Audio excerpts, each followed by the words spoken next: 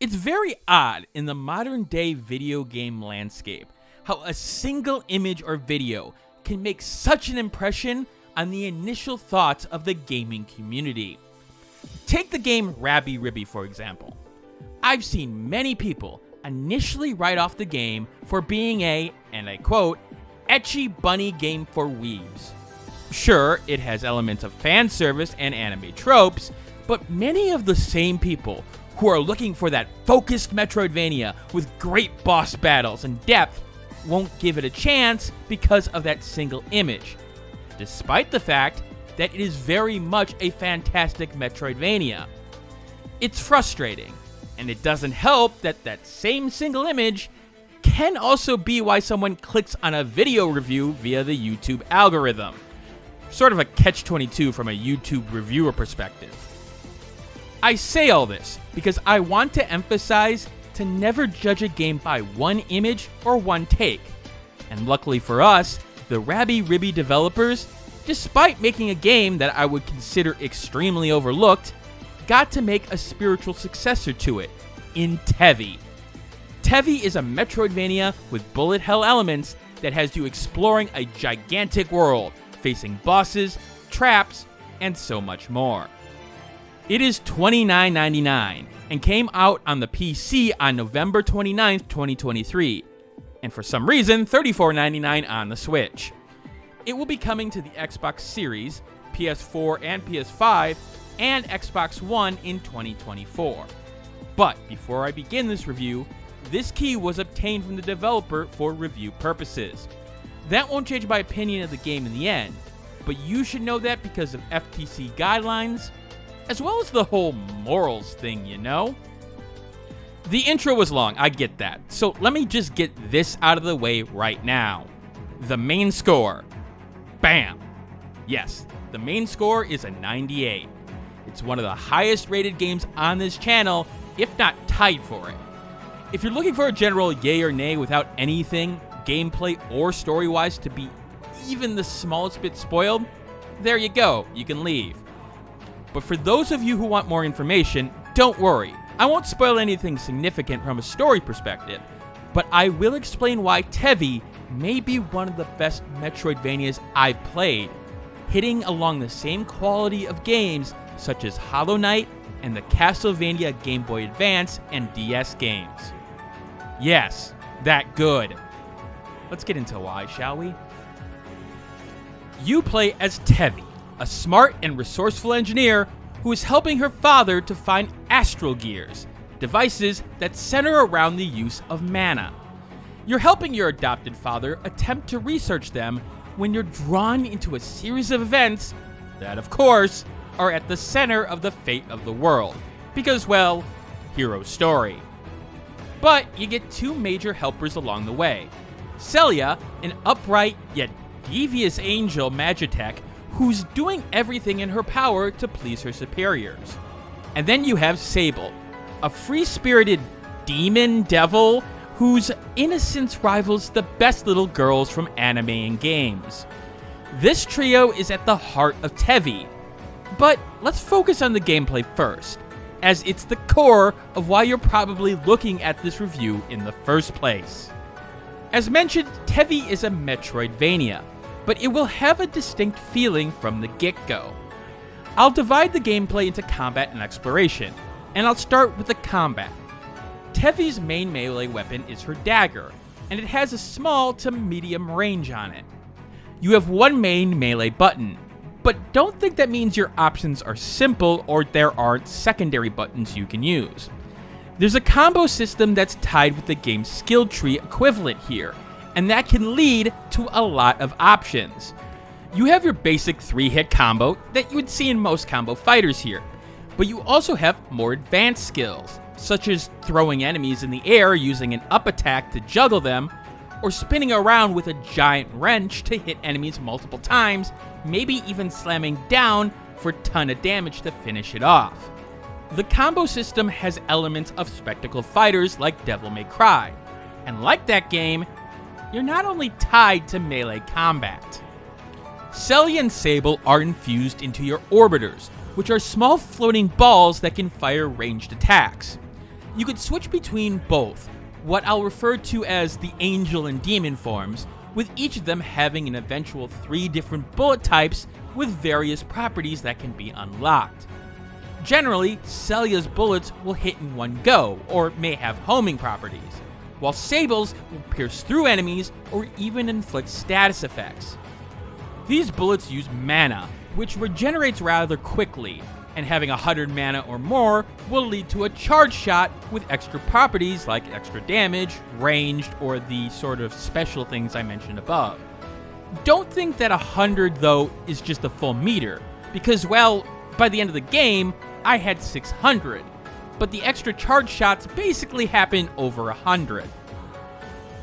Basic combat is easy to pick up, but has a ton of depth for veterans of the genre, especially when you combine it with one of the big standout features of Tevi, the sigil system.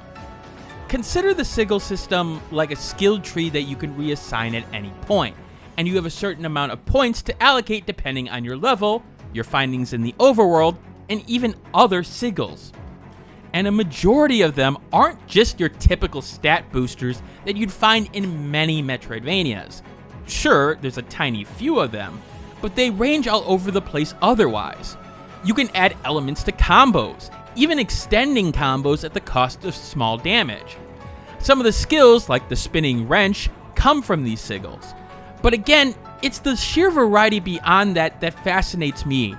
You have sigils which will heal you if you destroy elements of the map, or even find new areas, helping you to explore while keeping your health up. There are sigils that can be boom or bust as well, giving you overpowered attacks on certain conditions, but then hindering you on other conditions to the point of death. Hell, there are sigils that will combo for you if you want them to. Seriously, the amount of sigils in the game can feel overwhelming at certain points, but the depth it adds to your character is mind-blowing. The amount of strategies you can get out of your builds, whether it be playing to casting bullets from afar or getting up and close in the fight, is amazing. And while I wouldn't say that optimizing sigils was absolutely required to beat the game on the hard difficulty that I played on, it certainly did help when building for boss fights I was having trouble on or areas I was struggling to get through. I'm going to assume though that it'll be necessary for things like the Infernal BBQ unlock difficulty, which I love the difficulty naming on that one. Granted, it may take you a little bit of time to get used to some of the more interesting elements of this combat too. For example, enemies have a dominant and a submissive state. Yes, that's the terminology they use.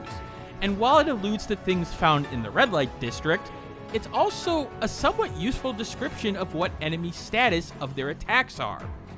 Dominant status basically means enemies take less damage, not get knocked back or stunned in any way, and basically will happen briefly before they are about to attack you. You could usually see this in a red outline around the enemy. Meanwhile, submissive state is a go-ahead to go all out, throwing attacks left and right on them, possibly knocking them back, hitting them with stuns or statuses, or even breaking through them and breaking them, putting them in an additional weakened state where damage is increased, and nothing gets in your way, mostly. Using this information, especially in boss fights, can really change the game, as it gives you clues of when big bullet storms are about to happen, and when to push and when to fall back. It's smartly implemented from a visual standpoint, forcing you to focus on the enemy to see the information, but not being so hidden that staring at them won't give it to you. But you could lose it if you get so into your combo. But combat is only as good as the enemies and the arenas you fight in, and I'm happy to say that Tevi also succeeds in this area. There's good enemy variety, and the pacing allows you to learn the ropes in the early going while still providing you a small challenge. But the game does start throwing some odd enemies at you, like giant spiky eggplants that will hurt you if you physically damage them, and even angels and demons with special attacks or some ridiculously good designs. The game actually also uses the environments extremely well in conjunction with the combat. Shots with your orbiters may not be always easy, and while you can float a little bit thanks to extending combos in the air, putting yourself over cliffs to do damage and not stopping at the right time could have you drop to some damage over those pits.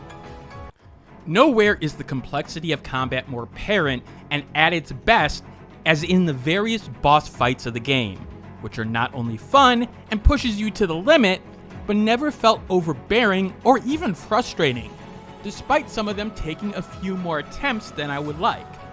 It's also where the bullet hell elements are also the most pronounced, as if you expected just a few bullets to dodge, well, just look at these fights.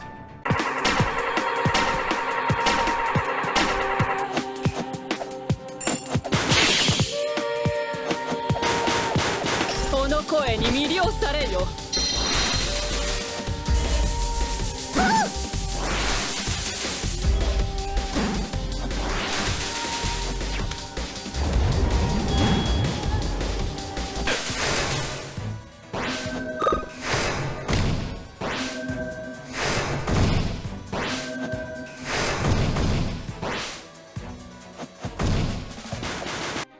Again, I want to point out that these fights were usually incredibly balanced, having you use newly acquired skills or thinking about particular bullet patterns and how to avoid them. That really made every fight incredibly enjoyable. And the thing is, I wouldn't even say you have a traditional dodge in this game that a lot of people would depend on in these types of fights. You have a dodge that I'm still not sure how it's activated, but deals with dealing damage. But most of your dodging will have to be your general movement options and having to predict how bullets will move and where safe zones are. And it really does get the adrenaline going, even in the cases where it seems like a choice will lead to a no-win situation. Now, you can always activate your core expansion, which will have one of your friends come out and provide sort of a shield bubble that can protect you from a good amount of bullets, along with a super attack as well. But it's the complexity of specific fights, and the fact is that it hits a good gambit of different levels, different phases of the fight that you will appreciate, because these fights take 5, 10, 15 minutes at times, and you feel the fights. You feel them being, well, epic. I could go on all day about the combat, but combat is only one part of the gameplay, and I don't want this review to be 3 hours, as you do also have the platforming and exploration built into the game as well. And this is where things may get a little bit more frustrating for veterans of the genre, but not in the way you think. See, one of Tevi's biggest strengths is the varied level design and the movement options present, but also in how the game paces the options throughout the game. This is one of those games that you really feel the different movement options, and you'll have to use them all to really find all the items you want within an area. You'll start with a regular jump, but will get options for a higher jump, a double jump, a slide, a dash, a jetpack, and jumping off walls. But you get these at intervals, and the levels are designed in a way that you'll come back to old areas with new options that not only give you access to new sub-areas in it, but may make it faster to move through the area in general. I actually would love to know how much QA was done on this game, because the design needed to put some of these sections together to not only allow for you to get to an area with a series of jumps and skills, but just having enough with one more unlocked option was rather impressive and happened throughout my playthrough. That takes a lot of revision and a lot of back and forth, and well, it's obvious that a lot of quality assurance went into this game. I just want to know how much. By the way, when it comes to bugs or crashes, absolutely nothing. And not even really frame drops either. The only time I had frame drops was when I had something going on in the background that had nothing to do with the game. Which may make you perplexed by when I said frustration for veterans. And there is one thing that it does very differently, and has to do with these platforms. And specifically, the inability to drop down from those platforms that may seem like you should be able to based on other games. I mean, that's normal in Metroidvanias. They allow you to go lower with just, holding down an A. But if this game doesn't allow you to do that, then why are they there? Well, that's because you use bombs. Well, not on those platforms. See, some platforms will allow you to drop a bomb onto it, but these platforms not. And the thing is, that mechanic actually comes into play, especially in the puzzle platforming portion of the game. But that initial frustration may be hard for veterans to disconnect with, because even I, after 10 to 15 hours, was trying to drop through them, trying to find new areas, even though I knew perfectly well that wasn't an option. One thing that I also want to make clear for anybody who plays the game is that make sure to early on understand the tag system. See, the game isn't going to tell you where items or sigils are at first. They will mark on the map in an area when you get one, but not if you see one in a section. Sometimes it'll be because you can't actually see it, it's embedded in a rock or something, but you'll want to mark these places when you come across them to gather the items later on when you have those movement options and skills that I mentioned before. It will save you time, especially in the fact that the map can be a little bit confusing in the way that it sort of displays itself. Doors aren't necessarily marked even if you see one obviously in an area until you go through it. And if there happens to be something in between them, like let's say a bomb portion or, rocks, then, well, you may not know to go into that little area later on unless if you mark it. And the game does give you a good sense of the markers to use, but I do wish the game was a little bit more forthcoming on that. The controls, however, are fantastic, giving you enough control to hit those tricky jumps with a little bit of practice, but not only forgiving, at least on the hard difficulty that I played, but also punishing you for when you're reckless or make decisions that don't make a lot of sense. Sure, you do have ways to get out of it, things like the core expansion, but most of the time, you'll end up taking damage. Everything in movement felt smooth and refined, and I wasn't sitting there attempting moves that I couldn't do or pull off on a regular basis.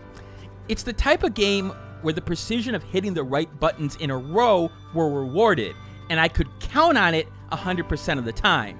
Certain spectacle fighters, I feel that that's not the case in terms of some of the more mid-tier ones, but yeah, this obviously isn't a spectacle fighter, but borrows elements from it, and I could feel like I could pull it off every single time.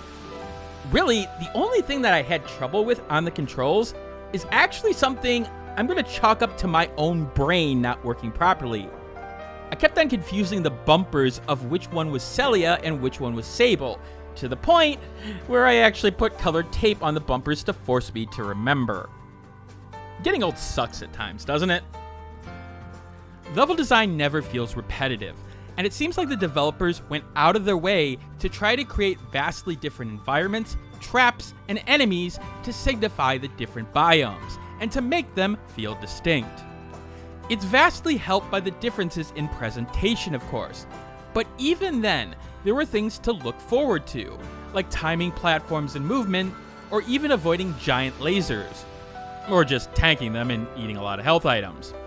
With the variety, there may be a section or two that you'll get frustrated with, like having to backtrack significantly or getting lost. The Lost Woods type area that has you remembering the way you move to make progress and not having any visual indicator of what right way to go was something that was probably the lowest point of enjoyment in the game for me.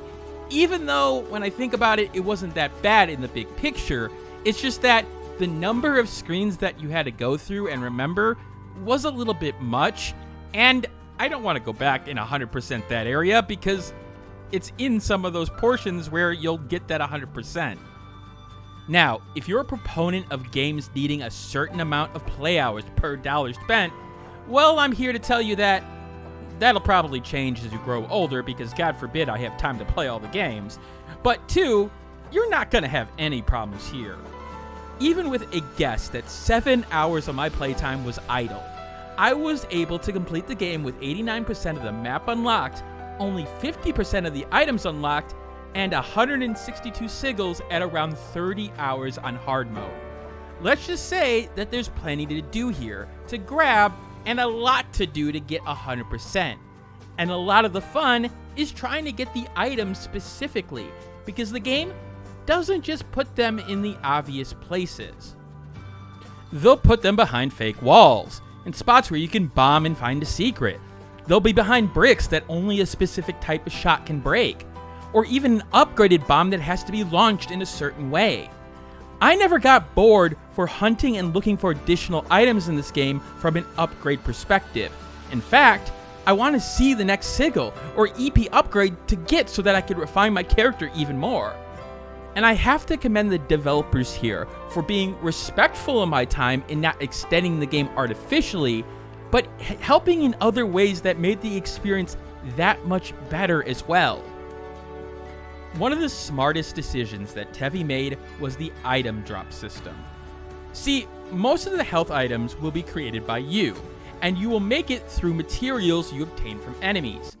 But the key here is the percentage drop of those items are related to how many of those materials you have, and specifically, the lower the amount you have, the higher chance that it has to drop. For healing items to be created, especially for an upcoming boss fight or needing one in a pinch, you're not sitting there for 10 to 15 minutes trying to get those materials to drop. They will drop quickly, and then you use them to craft those healing items, and then get the materials quickly again. Now, it's not like you can't sit there and get 50 of those materials by grinding over and over again, but this system means that the idea of grinding isn't necessarily a requirement, and honestly, a lot of games could learn from this system. It's respectful of your time, but also doesn't necessarily unbalance anything, and really, I'm just utterly impressed by it. Alright, I've talked a ton about the gameplay. So let's shift gears for a second and talk about the presentation as a whole. For the actual gameplay-focused visuals, they are decent in both animation and aesthetic quality. The pixel artwork of the background shows significant detail without being in the way, allowing you to get backdrops of crystal palaces and the sheer density of a packed haunted woods. A small black outline gives definition to the characters to make them pop from the background. And while the pixel artwork isn't the best I've seen, it does a good job in highlighting the action while playing secondary fiddle to the action elements. I am rather impressed with how the more neon elements and the bullets never really took over the screen in a way that really screwed the gameplay. It's very easy for a game like this to have the colors bleed in such a way that it can become almost like a flashbang of lights, but I never felt like it really messed with me in the slightest. The different biomes use colors wisely to make the theme of it stick, and the shading and detail it gets out of it makes it feel like a modern pixel art game, as opposed to an older or retro game. However, where the presentation shines is the character portraits and design. And yes, before people ask, while the game in general is a little less revealing than Rabby Ribby, that isn't to say that some of the character designs don't have elements playing to a certain crowd. With that said though, I found myself really picking apart character designs as a whole, and actually seeing the characterization come to life just from the portraits themselves. Take Celia for example. The wings having those green eye-like elements on them signify the watching nature of the angels. They are basically major observers of the world and work through information networks, which those eyes represent. Yet, noting the halo being vertical as opposed to horizontal may indicate that maybe their goal and their hopes have fallen off a little bit, or maybe have been slanted in a different way. You can also note that Sable's wings have hands on the end of them, almost like being an extra set of hands, showing how helpful and selfless he is. A lot of the designs you can have these little touches that could tell you about the characters. I do have one tiny issue though, and it may be a nitpick, but I do have to point it out. I'm convinced that the major character designer of Tevi is a Final Fantasy fan, specifically a Nomura fan, because there are belts in places that I don't know if it makes sense to have belts. Now, I could justify the vertical ones on Tevi, for example, beyond the ones keeping her sleeves up, because, yeah, okay, she's an engineer. She may place tools or something along those lines on them while she's working. They could have a purpose. But Celia's belt? The bra belt? Like, wouldn't that be annoying? Like, wouldn't there be a metal part on the other side, like a belt buckle, that would be constantly digging into her? I don't know what he's talking about. Belts are great. I mean, it's comfortable and easy to wear. What do you got there? What are you doing? What the? No, don't shoot at me. Ow. Stop it. Ow. Ow. I've fallen and I can't get up. Help. No, don't hit me again. Okay, maybe belts aren't that great. Okay? You got ammo? Oh, thank God. It's over. Ow! I mean, I admit it is an interesting design to make it look like that, and I don't think I've ever seen it before. It is good looking, but I'm trying to understand how that would work in practice, and all I can think of is Celia somehow stabbing herself in the middle of movement. Okay, with that said, the next thing I'm about to say may be the most controversial thing that I've said in a review in a while. So let me put it on the table. This game has the best music I've heard in a Metroidvania ever. Yes, ever. Despite my love for Castlevania and for Hollow Knight soundtracks, the sheer library here of grade A tracks, up and down the soundtrack, is something that I'll be listening to till the day I pass this mortal coil. From the pure energy that you have in a boss battle with the giant plant monster, to the Egyptian beats you have while exploring an ancient tomb. Not only was the music able to inject the appropriate emotions at every point of the story and gameplay, but it did it in a way that, quite frankly, even the most emotionally charged and focused story games aren't able to do. I'm just in awe. And the thing is, it's not just a couple of tracks, it's every track. And the title sequence alone is a track that rivals some of the best Nintendo music. I'm serious. Just take a listen. Listen to the magic that this game pulls together in its music, and you'll hear what I'm talking about. And yes, this section's going to be long, but frankly, it deserves it.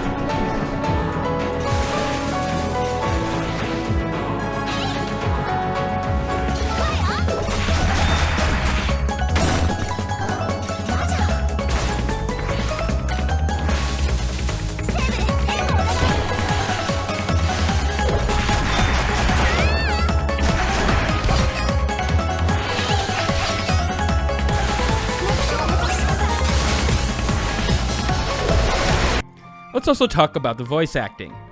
You only have Japanese voice acting here, but you do get a good sense of character despite me not knowing Japanese. Characters like Celia are able to get through their tsunade personality without showing the emotion in those moments where they are vulnerable or upset in terms of it being contradictory. Tevi's voice actress has a fantastic range while having a sharp wit about her that's really believable. And you can hear the innocence in Sable's voice from the moment he gets excited about something. The secondary characters that are voiced also do a fantastic job for the most part. In particular, having standouts of Tevi's dad and the mermaid duo you meet later in the game. Take a listen and you'll hear what I'm talking about.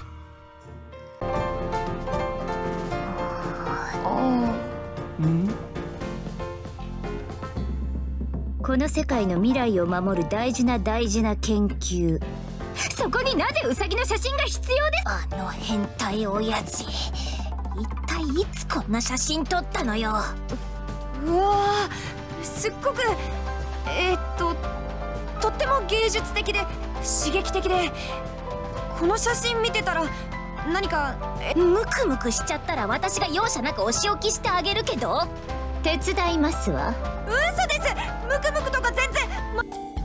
我が愛しのバ見つけたわよ。ファンタスティック。ならばそこに記録されていたはずの。消したわよ。ノー。バーボンバーチャ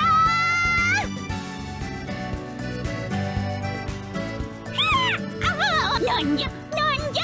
一体はじゃ。突然ごめんね。私たち旅の者なんだけど、ちょっと聞きたいことがあってね。そうじゃないよね。え？本当にあんたらな？やっぱいいじゃんいいじゃん。サンバカのリーダーはバニーちゃんなんだから、歩きじゃなくてぴょんぴょん飛んでいけるし、飛び跳ねるのって楽しい？ねえ、ぴょんぴょん好き？ As for sounds, you get all the information you need from the hit sounds of all your weaponry, being able to cut through even videos that I had in the background with the tones that they used. It's punchy without being annoying, and even small details like the slight jump sound while in the water are able to come through and add to the experience. It's probably the weakest of the presentation, not because it's bad, but because it's just the third wheel in the experience. But take a listen and you'll hear what I'm talking about. 情熱の光を。セ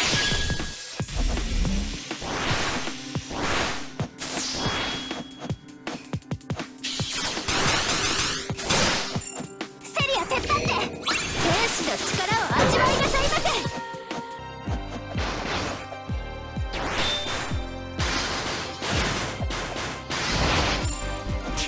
天使の力を味わいなさいませ。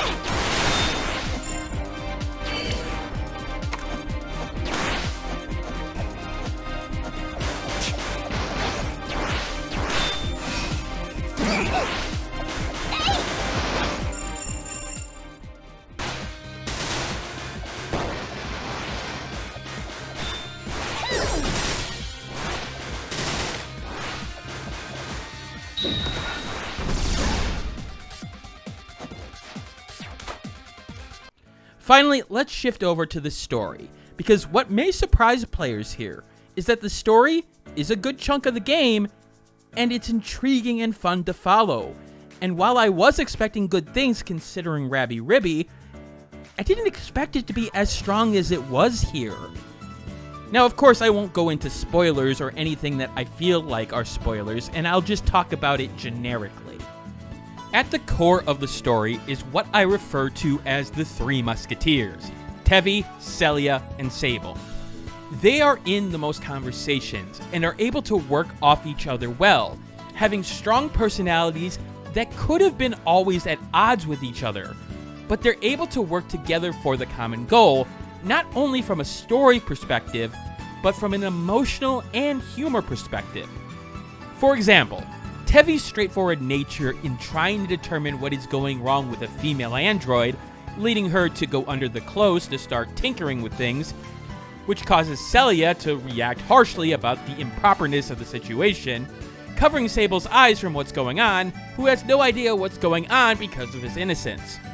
Sure, we've seen situations like this in anime and TV before, but what puts Tevi's plot a point above is that event is not used as just a one-off gag. Sable mentions it later in a conversation for a punchline, but also to try to make an analogy to the current situation, showing that he actually does have critical thinking skills and can understand the situation, but also poking the nature of Celia's protection in the process. See, Tevi twists enough of typical story tropes to make it feel a bit refreshing, despite there being some consistencies with those same tropes. For example, Celia and Sable also don't fully follow the typical angel and demon tropes, but more importantly, the common anti-angel and anti-demon tropes you see in something like Gabriel Dropout, where the angel acts like a demon and the demon acts like an angel. Sure, Celia shows signs of misdirection in her wanting to help with the astral gears, but it's also obvious from the get-go that she's not entirely on board with stabbing people in the back or hurting them. She comes to care for her partners, but is also challenged when put in front of the angels, and it's not as easy as siding with one side or another. She's caught in the crossfire, and that adds depth to her character, and it makes you want to see what she does next. There's an innocence and naivete to Sable, but he will come in with experience when needed and provide help to the team. While I don't think he ever really shows any typical demon tendencies, he shows loyalty elements that are typical for angels and not demons. But on the other hand, that's tested when his family gets involved. Again, forcing character growth and interest in what comes next. Tevi, however, is the glue that holds it all together. Her ability to relate to others while still being a smart aleck engineer keeps the story going, as you don't question her abilities on every level. But not only does she seem capable, she does put out weaknesses or doubt, which makes her more believable. She's logical, but also emotional. She's an actual human character that has moments of weakness in the story that does linger other than just now. She's been put through shit, and she gets through it, and you root for her. Let me add to that with an example and some more information. Going into the game, I wasn't expecting the emotional depth of the writing as a whole. The writing masterfully sets up relationships and the game's events to explore characters' psyche and will well, such as the interactions with Venna and Tevi throughout the game. These rivals yet friends show real care for each other, especially when Tevi hits her lower points of the game, showing layers of her concern, yet showing that the game is truly affecting her. It's actually one of my biggest complaints about stories, and especially hero stories in Metroidvania type games. The hero doesn't show the effects of their trauma as well as they should, or going way too far with it and not actually making sense. The writers use surgical precision to show how Tevi's concern about what's going on in the world and how it ends up making her react differently to Venna, but also Venna picking up on that and reacting in a different way as well. She realizes her friend isn't right and reacts accordingly. You know, like humans do. There are a lot of good chapter stories and emotional beats in the game with not only the main characters, but the side characters as well. And no, not the best overall story in the world, but events and plots that did move my soul. Just didn't make me cry or punch my fist in the air. I think people will get emotional with this game, and rightfully so. There are significant events that are pulled to a new level thanks to great voice acting. And there's a good sense of intrigue throughout the game, having you guess about what's really going on. And the game knows how to mess with you, making me think that I knew the plot and how it was going to develop, really thinking that, oh, it's pretty obvious what's going to happen, being pretty confident up to a point, and then making me doubt that, only for it to actually be what I thought it was. Yes, things can be obvious from the get-go, and for some stories that will be boring. But if you can add a little bit of misdirection and make you doubt it, even if you did guess what was going on, people are not going to have a problem with it because, well, you made them doubt it. And that's the same case here. My only real major complaint when it comes to the story is that with those emotional moments, there always seemed to be a joke at the end of it. Now, I don't have problems with levity in these situations. Sometimes you need a little bit of levity to really help a situation or to put things in perspective. But it always seemed to happen every single time. The consistency there was a little bit annoying, and it's not like the game doesn't have the humor chops to be able to pull it off. It does. It's just that I wanted a little less jokes in certain moments.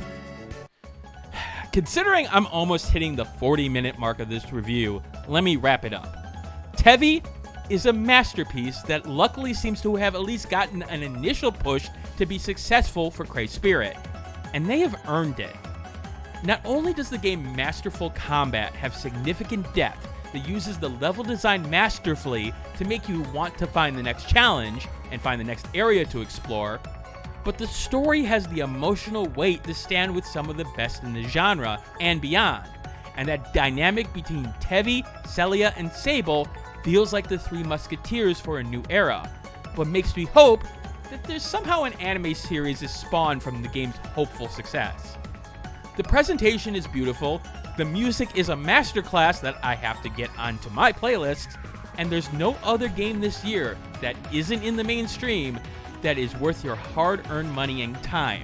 Yes, there's been a lot of good indie games this year. There's been things like Greedventory, there's been Small Saga, but Tevi may be my favorite, and that's why it gets a 98 out of 100. It's a must-buy, even if you're hurting for cash. But that doesn't take into account my enhancer system, which takes the more subjective elements of games and tries to match a game to you. If you fall into one of the following categories on screen, add or subtract that score to the main score. If the first digit of your score changes, refer to this chart to see where the game lies in the buyability rating for you. Now, as you can see, there aren't a lot of situations where Tevi comes in at a point where you're going to buy the game on sale or, not even play the game, at least in my opinion. If you are going to play a Metroidvania, if you are going to play an indie game with a lot of depth, Tevi is the game. Yes, I understand people are concerned about the anime tropes, concerned about some of the history with things like Rabby Ribby, but don't. I'm telling you, don't. Tevi is one of the best ones in the genre in terms of Metroidvania, combat, story, music, all of them. It's in a rare class of games on this channel that are must-buys. I don't give out those ratings that often in terms of 90s, especially high 90s. And well, this one earns it. Anyway, it's 42 minutes into the video, so thank you for watching. If you have any comments, leave them in the comments section below, and like and subscribe to this channel if you want more reviews. But you're probably wondering what the next video on this channel is. Well, if you found this review looking for a review for Tevi, you may not know that the end of the year is my most overlooked games list. This year will be games under 1,000 reviews on Steam, which seems like a lot, but when it comes to the amount of games on Steam, that is actually a good chunk of games that don't get the views that it is, let alone some of them don't even have 100 reviews. I don't know what number of games I'm going to put on the list yet, and those games are still fighting for the position at the end of the list and at the start of the list, so it may be coming out.